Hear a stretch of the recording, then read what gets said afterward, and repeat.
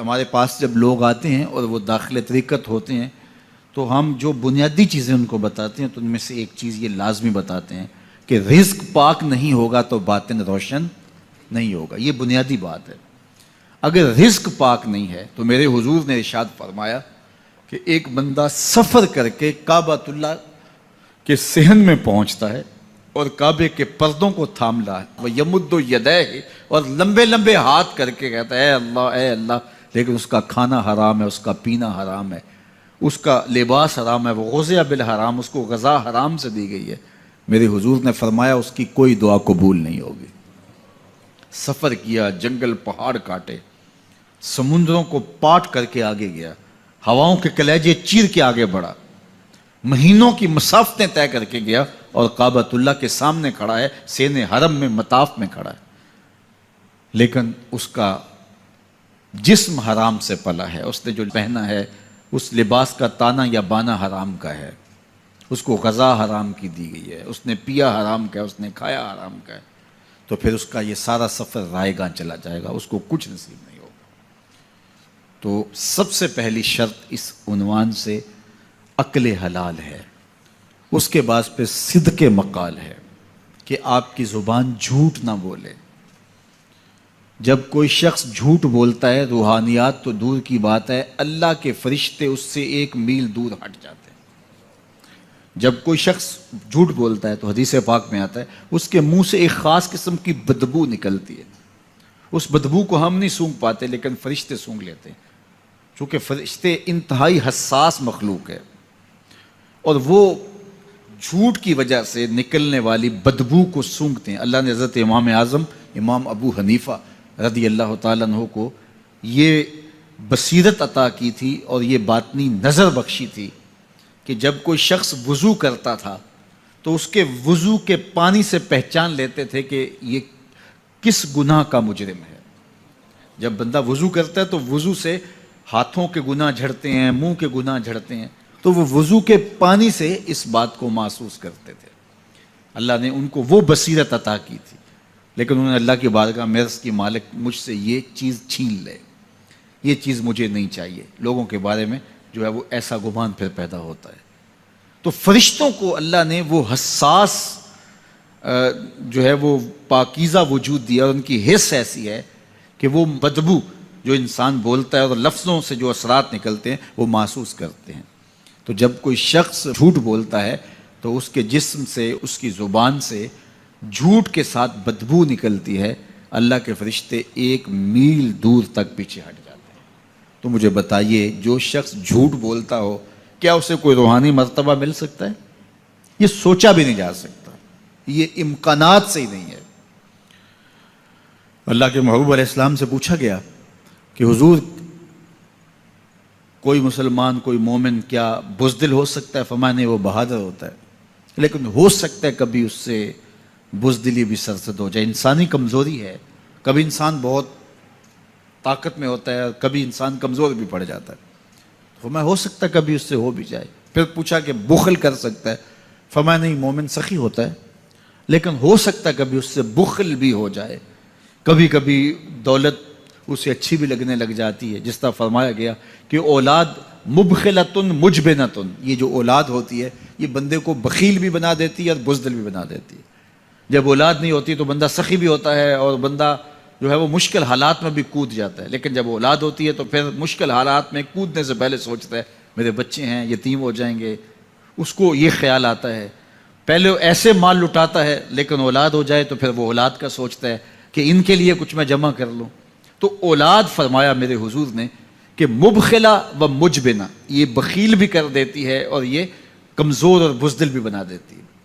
تو مومن ہوتا بہادر ہے, لیکن ہو سکتا ہے کبھی اس سے بزدلی بھی ہو جائے. مومن سخی ہوتا ہے لیکن کبھی ہو سکتا ہے اس سے بخل بھی ہو جائے. لیکن تیسرا سوال حضور سے پوچھا گیا کہ مومن جھوٹا ہو سکتا ہے؟ تو اس پہ 2 ٹوک کہا, نہیں جھوٹا نہیں ہو سکتا. یہ نہیں ہو سکتا کہ مومن ہو اور جھوٹا ہو, وہ سچ بولنے والا ہوگا.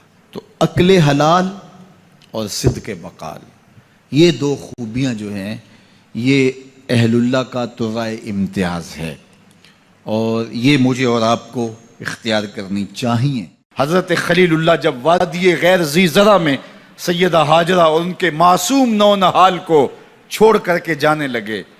ایسی وادی جہاں حیوانی وجود بھی نہیں تھا، نباتات بھی نہیں پائے جاتے تھے، پانی کا ایک قطرہ بھی دستیاب نہیں تھا، کالے سیاہ محیط پہاڑ جیسے فولاد پگھلا کے ڈال دیا ہو، وہ وادی جہاں دن کو بھی خوف آئے، وہاں حضرت ہاجرہ نے راتیں بھی گزاری۔ کتنا دردناک لمحہ تھا۔ جب سحری کا وقت ہوا، حضرت خلیل اللہ دعائیں دے کے رخصت ہونے لگے، حضرت ہاجرہ سلام اللہ نے آگے بڑھ کے اپنے شوہر نامدار کا دامن پکڑ لیا۔ تمسکت بعضیالہ، دامن پکڑ کے بولی، میرے شوہر نامدار، اس محیب وادی میں، اس پہاڑوں کے دامن میں جہاں دن کو بھی خوف آئے، نونہال معصوم کے ہمراہ مجھے چھوڑ کے کہاں جا رہے ہو؟ حضرت خلیل اللہ نے کوئی جواب نہیں دیا۔ پھر قدم اٹھایا تو زوجہ نے پھر دامن پکڑا، پھر وہی سوال، پھر کوئی جواب نہیں آیا۔ تیسری مرتبہ دامن پکڑا، خلیل اللہ کی جانب سے کوئی جواب نہیں آیا، تو خاتون خود بولی، کیا اللہ کا حکم تو نہیں؟ تو حضرت خلیل اللہ نے کہا، نعم، ہاں اسی کا حکم ہے۔ حضرت ہاجرہ نے دامن چھوڑ دیا، کہا جائیے، خیر سے جائیے، اگر اس کا حکم ہے وہ ہمیں ضائع نہیں ہونے دے گا۔ جہاں دن نہیں گزارے جا سکتے تھے، پھر اس خاتون نے وہاں راتیں بھی کاٹی۔ وہ وادی جس میں وحشت بھی قدم رکھتی تھی ڈر ڈر کے، جہاں پھرتے تھے آوارہ تھپیڑے بادے سر سر کے، جہاں پر گھاس اگتی ہے، جہاں نہ پھول کھلتے ہیں، مگر وہ سرزمین ہے آسماں بھی جھک کے ملتے ہیں۔ اپنی پاک باز بیوی اور نونہال بیٹے کو چھوڑ کے حضرت خلیل اللہ دعائیں دے کے رخصت ہو گئے۔ تھوڑا سا توشہ تھا، 2-1 دن کے بعد ختم ہو گیا۔ پھر ماں کی چھاتی سے دودھ بھی خشک ہو گیا، نونہال پیاس سے تڑپنے لگا۔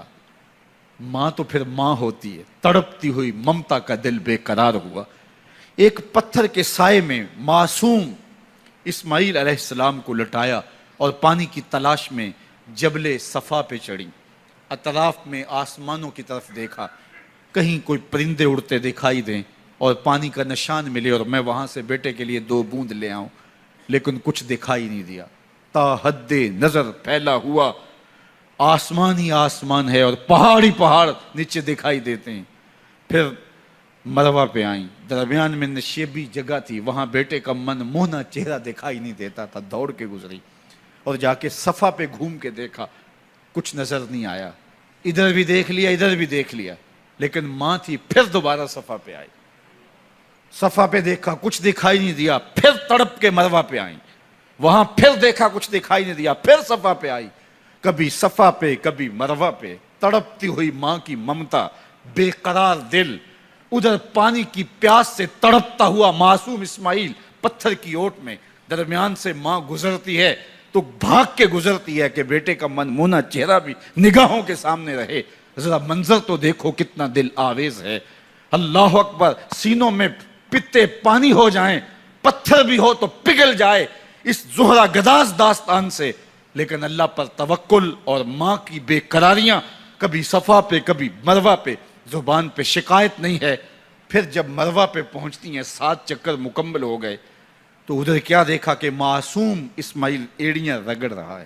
ماں کا دل ڈولنے لگا کہ بیٹا آخری لمحوں میں دوڑی کہ بیٹے کو جا کے اپنی چھاتی سے چمٹاؤں، ہو سکتا ہے 2 قطرے دودھ کے اس کی زندگی کی آس بندھا دیں۔